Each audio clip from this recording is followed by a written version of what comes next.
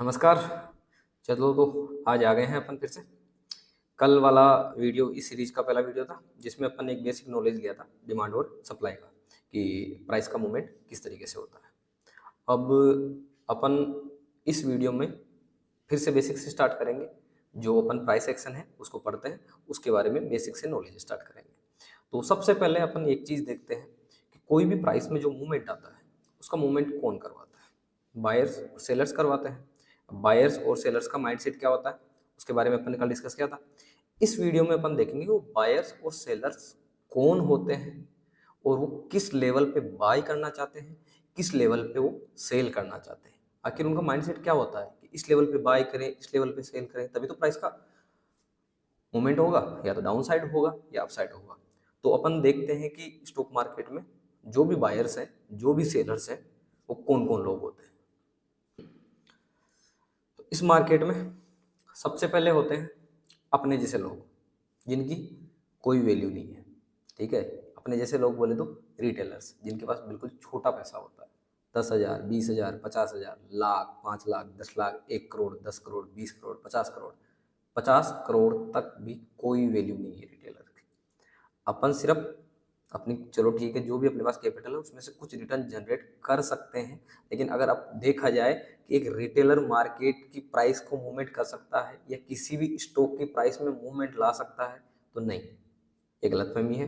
तो ये तो कभी भी याद अपन को दिमाग में बैठा के नहीं रखनी है बात कि अपन किसी को, अपन रिटेलर बोले तो हम रिटेलर किसी भी प्राइस का मूवमेंट अपसाइड में लेके जा सकते हैं, डाउन साइड में नहीं लेके जा सकते, बिल्कुल भी नहीं लेके जा सकते।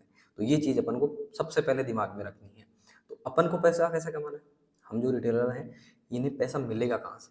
इन्हें पैसा मिलेगा जो बड़े लोग हैं, जो प्राइस को अगर किसी स्टॉक को बाय कर रहे हैं तो हमें उनका मूवमेंट कैच करना पड़ेगा, हमें रिसर्च करनी पड़ेगी कि कोई भी बड़े लोग जो बड़ा पैसा आता है किसी स्टॉक में डाल रहे हैं तो उसमें मूवमेंट आ रहा है, तो हमें उस स्टॉक में उनके पीछे पीछे जिस लेवल पे वो बाय करेंगे उसके थोड़े दिन बाद अपन को प्राइस का मूवमेंट जो हो रहा है जिसको प्राइस एक्शन बोलते हैं उसके थ्रू अपन को रीड करना है और उसमें उनके पीछे से घुस जाना है। और अपन को जब लगने लग जाएगा कि यहाँ से वो बड़े लोग पैसा निकालने लग गए हैं, उसी टाइम में हमें भी थोड़ा सा अपना पैसा वापस निकाल लेना है और थोड़ा सा अपन को पैसा बना लेना है। बड़े लोग कौन होते हैं? बड़े लोग दो तरह के होते हैं, एक अपने इंडियंस होंगे, एक विदेशी होंगे। इंडियंस को क्या बोलते हैं? DII बोलते हैं, डोमेस्टिक इंस्टीट्यूशनल इन्वेस्टर्स। अब ये इंस्टीट्यूशंस कौन से होते हैं?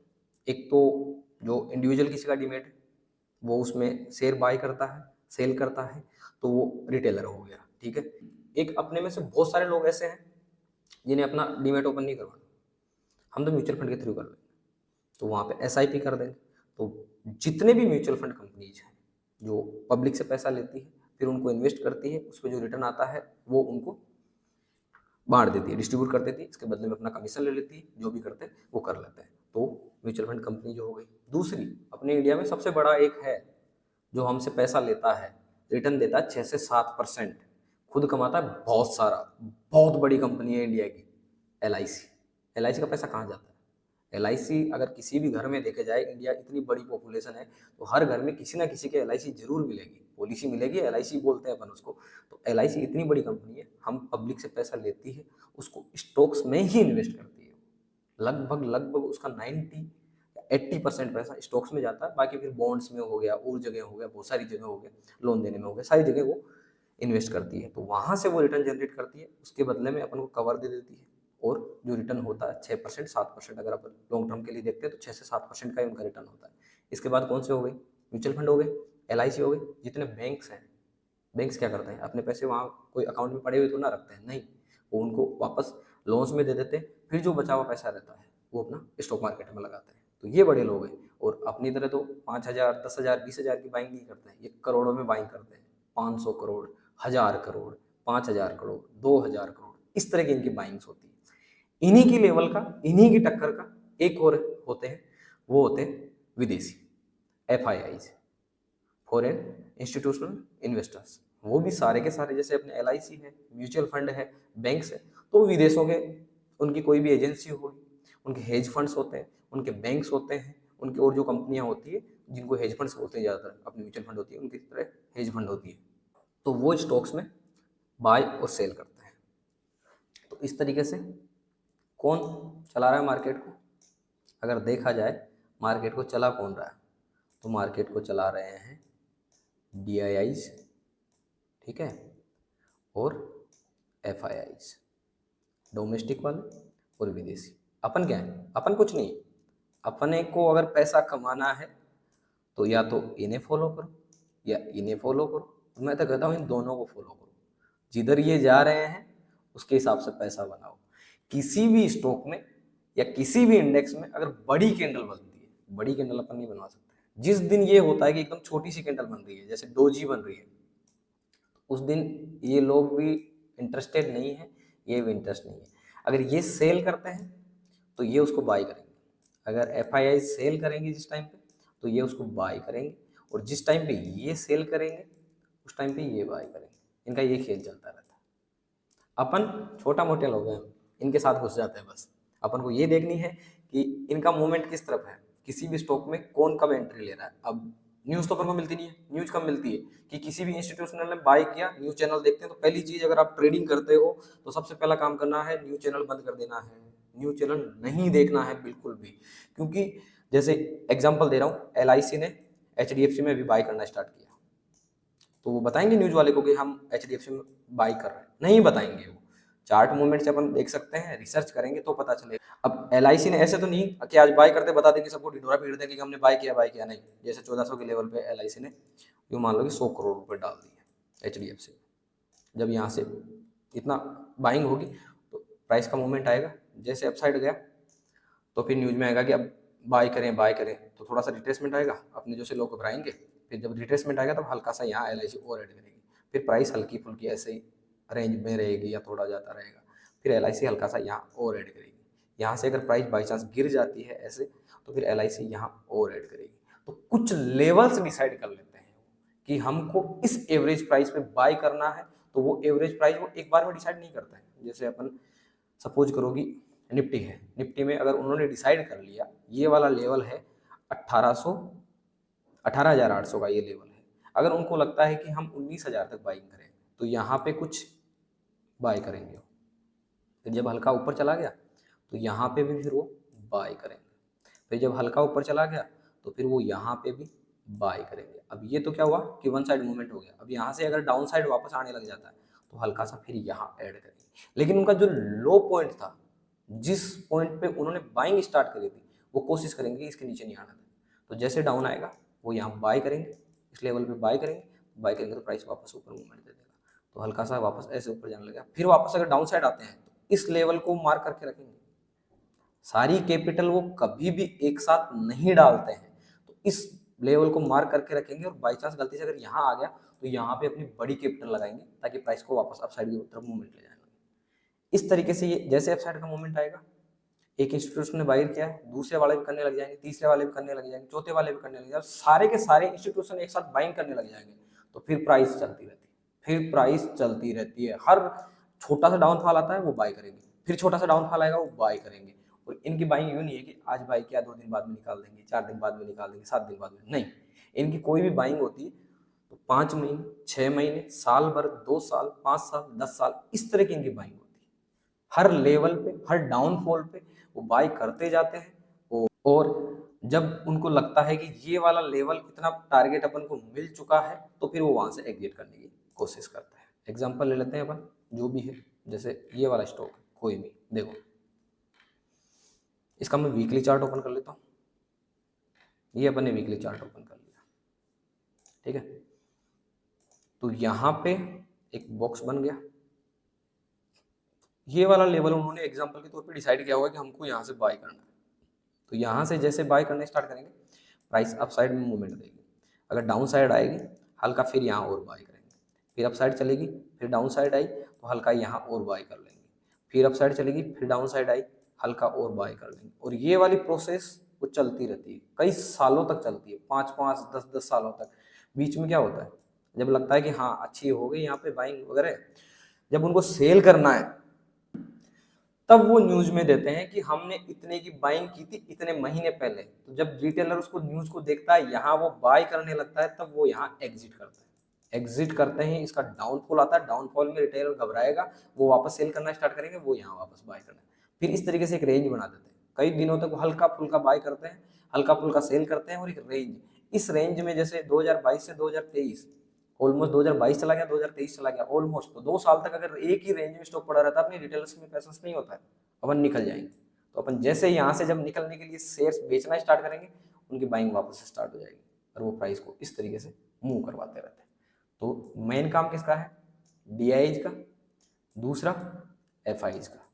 सारा खेल वही खेलते हैं। यहाँ डीआईज ने सोचा होगा कि यहाँ बाय करना, यहाँ एफआईज ने बेचा होगा, बीच में अपने भी शेयर होते हैं, वो उनको भी बाय करते रहते हैं। ज्यादातर अपने शेयर वो बाय करते हैं, हम उनके शेयर नहीं बाय कर सकते, वो लाखों में करोड़ों की संख्या में शेयर बेचते हैं, तो अपनी हिम्मत नहीं है। तो एक दूसरे का लेन देन रहता है उनका, एफआईज और डीआईज का। रिटेलर अपन साथ में रहते हैं, रिटेलर सबसे कम पैसा कमाता है, याद रखना। लेकिन अगर आपने ये वाली टेक्निक सीख ली, टेक्निकल एनालिसिस सीख लिया, फंडामेंटल्स में अगर थोड़ा सा स्टडी आप करने लग गए, तो आपको पता चल जाता है कि हाँ कौन से स्टॉक में मूवमेंट आ रहा है, कौन से स्टॉक्स में बाइंग हैपनिंग हो रही है, कौन से इंस्टीट्यूशनल इन्वेस्टर बाय कर रहे हैं, उसकी प्राइस से पता चलता है, जो प्राइस में उसका मूवमेंट आता है उससे पता चलता है। तो इससे क्या पता करना है अपन को? इससे अपन को लेवल्स पता करना है कि डीआईज या एफआईज या बड़ी मछलियां, बड़ी मछली बोलते हैं इनको, बड़ी मछलियां या बड़े लोग कहाँ पैसा बाय करते हैं। तो कुछ लेवल्स होते हैं, उस लेवल्स पे अगर उन्होंने बाय करना स्टार्ट किया है, तो कई सालों तक उस लेवल पे प्राइस को वापस नहीं लाने देंगे, क्योंकि उनके पास बहुत बड़ा पैसा है। जैसे प्राइस डाउन आएगी वो फिर बाय करेंगे, फिर उसको ऊपर ले जाएंगे, फिर डाउन आएगा फिर बाय करेंगे, फिर उसको ऊपर ले जाएंगे। तो वो अपने लेवल के नीचे नहीं आने देंगे। उनके लेवल के नीचे प्राइस कब आएगी? जब उनको अच्छा प्रॉफिट मिल जाएगा, फिर वो जब सेल करने स्टार्ट करेंगे, जब सेल करेंगे सेल करेंगे सेल करेंगे, इतना ज्यादा सेल करेंगे कि हमारी प्राइस के बहुत ज्यादा नीचे चला जाएगा। 30% लॉस दिखा रहा है, 40% लॉस दिखा रहा है, 2-3 साल तक पड़ा रहा, फिर अपन घबरा जाते हैं, अपन निकलना स्टार्ट करते हैं, और जब पब्लिक निकलना स्टार्ट करती है या फिर दूसरा इंस्टीट्यूशन निकलना स्टार्ट करते हैं, तब वो फिर बाइंग करना स्टार्ट करते हैं। तो ये उन बड़े लोगों का खेल है, वो लेवल्स डिसाइड करते हैं। अपन को वो लेवल्स पहचानने हैं कि कौन से लेवल पे वो बाय कर रहे हैं, कौन से लेवल पे वो सेल कर रहे हैं। तो जब वो बाय करें, एग्जैक्ट उनके साथ नहीं घुस सकते अपन को प्राइस से पता चलना स्टार्ट हो जाएगा कि हाँ यहाँ पे अब बाइंग होने वाली है। तो वो लेवल्स अपन को ढूंढने हैं। इस वीडियो में अपन वो लेवल्स मार्क करेंगे। जो डाउन साइड में होगा, जहाँ पे प्राइस सपोर्ट लेती है, उसको सपोर्ट बोलते हैं। जो लेवल अप साइड में होंगे, जहाँ से प्राइस वापस डाउन आना स्टार्ट होती है, उसको रेजिस्टेंस बोलते हैं। तो सपोर्ट और रेजिस्टेंस मार्क करना सीखना है। तो वो मार्क कैसे करते हैं, चलो 2 या 3 मिनट में अपन फटाक से ये सारी चीज़ें जल्दी से देख लेते हैं। कोई भी स्टॉक देख लेते हैं, एग्जाम्पल के तौर पे आरबीएल बैंक देख लेते हैं। ठीक है, ये आरबीएल, इसमें जब भी मैं इन्वेस्टमेंट करता हूँ, लॉन्ग टर्म के लिए करता हूँ, तो मैं वीकली चार्ट ही ओपन करता हूँ। दिख रहा होगा ये। तो यहाँ पे जो भी एक कैंडल बनी हुई है, वो पूरे एक वीक में बनी है। ठीक है, पूरे एक वीक में कैंडल बनी है। अब देखो आप, बहुत सालों का दिखा जाता, नीचे ये ईयर्स दिखा रहे हैं जितने साल हैं, और ये इसकी प्राइस की रेंज दिखा रखी है इधर। तो अपन इसी का अपन शुरू से रीड करते हैं। ये स्टॉक यहाँ पे लिस्ट हुआ था, 2016 में आया था आरबीएल बैंक। आरबीएल 2016 में आया, यहाँ लिस्ट हुआ। लिस्ट होते ही कुछ स्टॉक्स अगर सही प्राइस पे या डिस्काउंट में लिस्ट होते हैं कि रियल में प्रॉफिटेबल कंपनी है, तो उसकी प्राइस शुरू में अपसाइड जाती है। इस तरीके से अपसाइड गई। अब जो ये स्विंग बनते हैं ना, जो ये डाउन साइड आई फिर वापस अप गए, ये स्विंग अपन को मार्क करते जाना है। जब किसी स्टॉक को अपसाइड जाना है, तो ये वाले स्विंग वो बनाती है। अब देखो, यहाँ बाइंग करना स्टार्ट किया होगा, ये स्विंग बना, यहाँ फिर बाय किया, और ये वाला बाय कर लिया।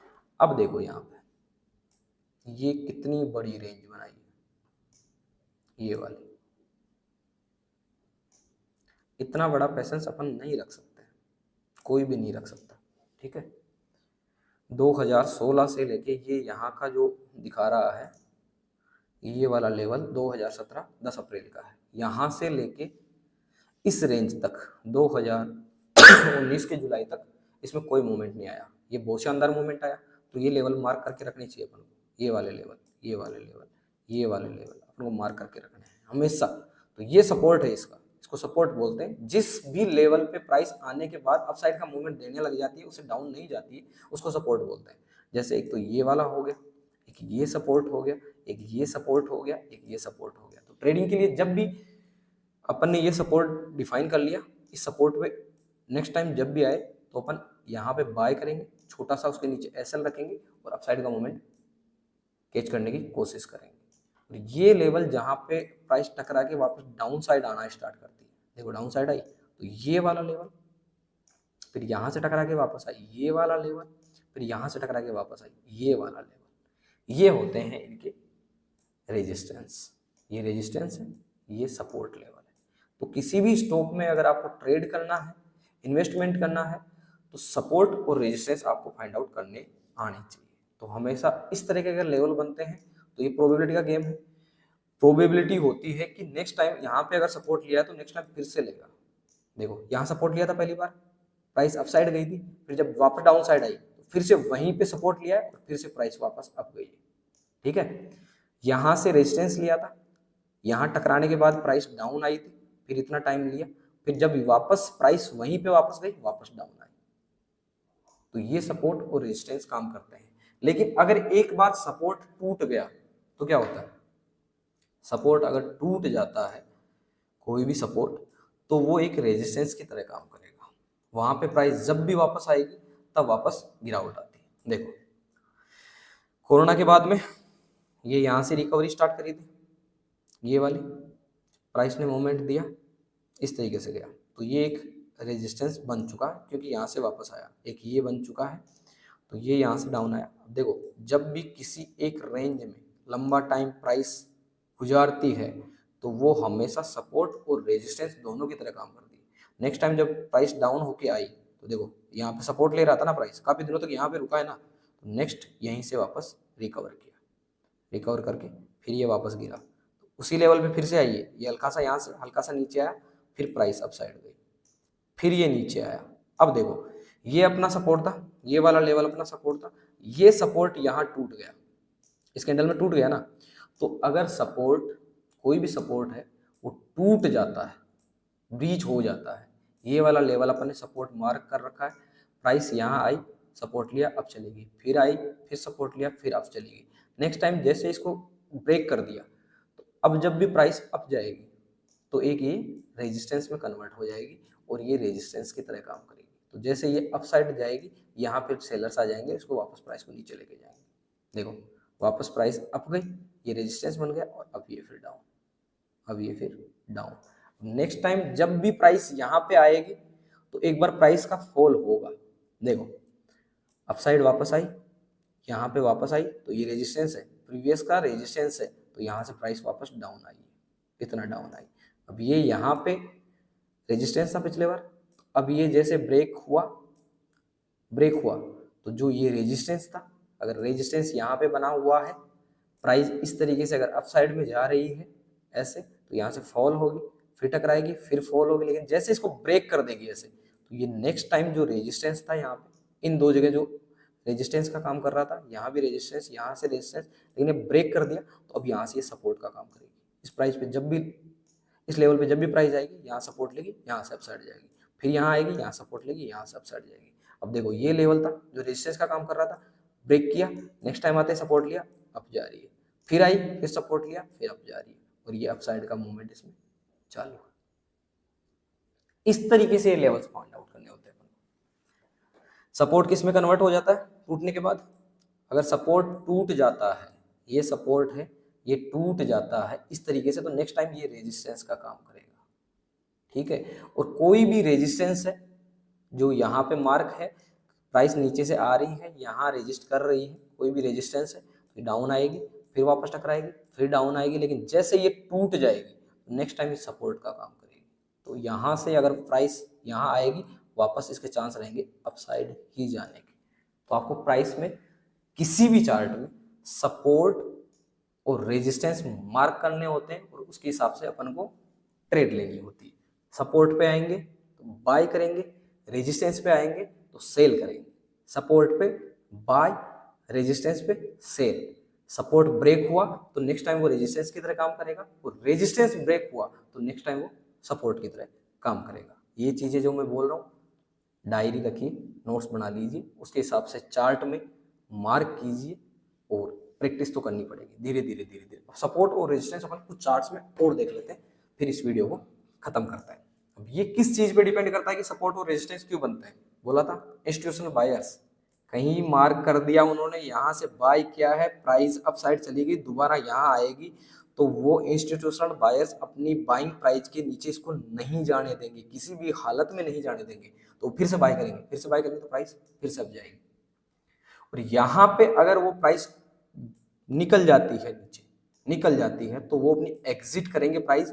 इसका मतलब यहाँ पे वो एग्जिट कर रहे हैं, तो फिर इस ट्रेड में डाउन साइड की वो ट्रेड लेंगे। तो जैसे ये प्राइस यहाँ आएगी वो फिर से सेल करेंगे और फिर इस प्राइस को डाउन डाउन लेके जाएंगे। उनको प्रॉफिट बनाने से मतलब है, उनका लेवल नहीं रुक रहा है। छोटा इंस्टीट्यूशनल है, कोई बड़ा यहाँ पे मान लो बाय कर रहा होगा, कोई बड़ा सेल कर रहा होगा, तो ये एग्जिट कर देगा यहाँ से। फिर जब ये प्राइस दोबारा यहाँ आएगी तो फिर वो एंट्री लेगा, इसको सेल।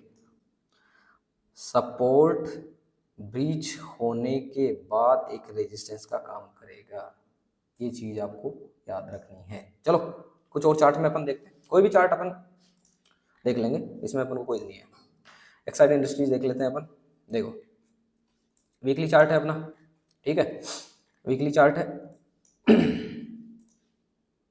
प्राइस का मूवमेंट कैसे हुआ है, यहाँ से कोरोना के बाद में बाय करना स्टार्ट किया था लोगों ने, ये यहाँ सपोर्ट लिया, ये स्विंग आपको मार्क करते जाने हैं, ये जो स्विंग है ये मार्क करते जाने हैं। नेक्स्ट टाइम जब यहाँ जब भी प्राइस आएगी तो एक बार सपोर्ट जरूर लेगी, ठीक है, एक बार जरूर आएगी तो जरूर लेगी। ये यहाँ पे प्राइस टकराई और वापस नीचे आ रही है, क्यों, क्योंकि यहाँ से भी डाउन आ रही थी, हल्का फुल्का चेंजेज आ सकता है 2-5% का।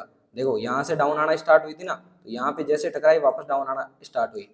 ये अपन ने क्या कहा था, ये यहाँ रेजिस्टेंस था, अब इस टाइम पे सपोर्ट बन जाएगा। ये जैसे इसने यहाँ लिया वापस अपसाइड गया, लेकिन सेलर्स हावी हैं, इसको फिर से नीचे लेके आए हैं। तो देखो यहाँ पे फिर से इसने सपोर्ट लिया है, क्यों, क्योंकि प्रीवियस टाइम पे भी यहाँ सपोर्ट लिया था, तो ये यहाँ से फिर से सपोर्ट लिया, लेकिन सेलर फिर हावी है, फिर लेके आए हैं।